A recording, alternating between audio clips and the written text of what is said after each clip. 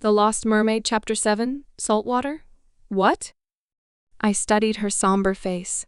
She looked desperate, eyes pleading with me to do something. Of course, salt. She needed salt to survive since she was from the ocean. I ran towards the house, my mind racing even faster than my feet. How did she get here? Oh, yes. The flood, I thought to myself. She must have swept in with the flood. Yes, that had to be it. I burst into the house, throwing open the cupboard, searching for salt. Finding it, I grabbed a cup and sprinted back. I was completely out of breath by the time I got there, but it didn't matter. I had to help her. Her head was barely visible. She looked pale, as if she would melt away like sand in an hourglass. Trembling, I filled the cup with pond water. Opening the salt, I poured it in, swishing the cup to mix it. Was it enough? Too much? I bit my lip nervously and held the cup towards her. The mermaid limply lifted it to her lips. I watched, mildly disgusted, as she drank. Color immediately returned to her skin, and she looked stronger. A pretty smile came to her face as she set the empty cup on the bank. She swam away, diving down, and I watched her go, disappointed. Why hadn't she stayed? I had hoped she would. Sighing, I sat on the bank, wringing out my drenched hair. Another disappointment. My braid had unraveled completely, its strands cascading around me in disarray. A few water droplets splashed my cheek, and I flinched, looking up. In the middle of the pond, the mermaid was rising up again, smiling at me. I smiled back, and she splashed more water. Did she want me to dive in? Something bitter swirled in my chest.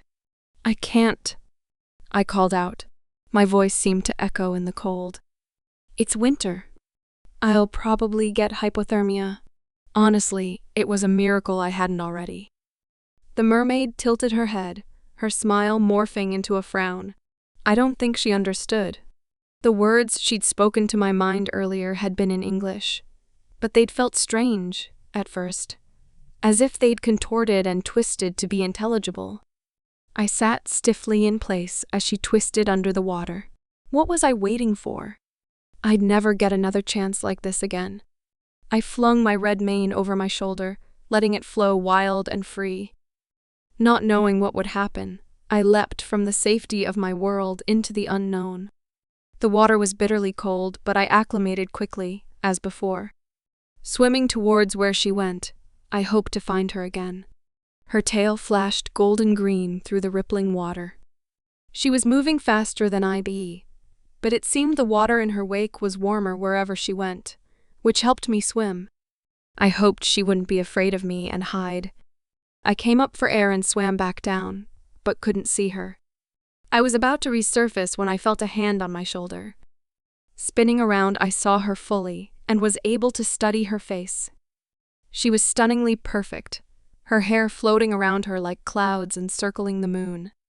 She wore a halo-like tiara on her brow. Glowing, teardrop earrings and golden armbands adorned her arms. The interwoven gems twinkled like a constellation of stars echoing her sparkly eyes. She beckoned me to follow with a twirl, her laughter like the ringing of a bell. I couldn't help but smile as I mimicked her movements. Her gaze was fixed on something, but what was it? Maybe my nightgown billowing around me like a cloud in stark contrast to her glossy tail?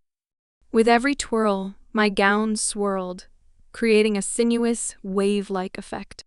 Taking my hands, she led me in a graceful pattern as we danced together, lost in the moment. Eventually, I surfaced, delighted to have danced with my own mermaid. Descending once more, I watched her blow bubbles that gleamed like diamonds. Before the bubbles surfaced, she gathered them up, combining them into a ball. Placing the bubble over her head, she breathed air from within the sphere. How was it possible? Wait, was she showing me how to breathe underwater? With a flick of her wrist, she conjured up another iridescent bubble and offered it to me, gesturing for me to take it. The globe bobbled up and down as I reached out and grabbed it with both hands. I hesitated for a moment, then slowly leaned forward and pushed my head into the bubble, feeling the thin membrane stretch and give way. I emerged into the air pocket, incredulous that I was actually breathing underwater. She placed her hand on my shoulder. I felt her voice resonating in my head again, sonorous and lilting. My gratitude. You're welcome, I said back. As my words dissipated into the air, high-pitched and not half so beautiful sounding, I became more aware of myself. I needed to get home. Dad would be angry. I looked up at the sky, finding the sun directly above. I have to go, I told her, pointing towards the house. If I didn't have my chores done by 2 o'clock, I would be in big trouble. I did the scrambled calculations in my head. I wouldn't finish by 2, but if I rushed, I'd get no worse than an irritated grumble from Dad. Not the full force of his anger for dilly-dallying. Regardless, I floated there wondering if I could make my own air pocket. I blew bubbles and gathered them in my hands to make a grapefruit-sized ball. It started to shrink, so I added more bubbles to it. It grew to the size of a pumpkin, wobbling and sparkling like a jellyfish. I placed it over my head to see if I could pop my head inside. It worked. It was amazing to take a deep breath of fresh air. The blob popped, and I couldn't resist making another one. This time even larger than the last, so I could stay in her enchanting world a little longer.